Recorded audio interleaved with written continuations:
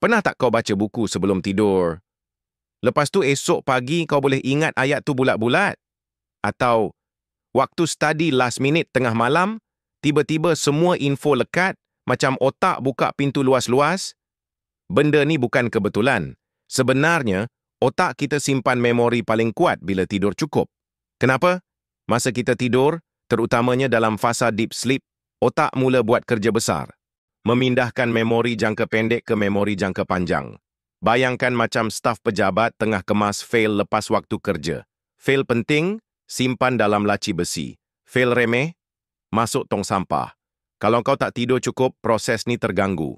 Akibatnya, kau bangun pagi rasa kosong.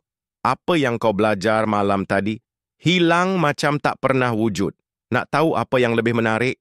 Kajian tunjuk, pelajar yang tidur cukup lepas belajar perform lebih baik daripada yang stay up sampai pagi.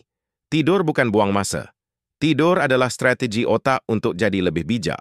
Dan bukan setakat pelajar, orang dewasa pun sama.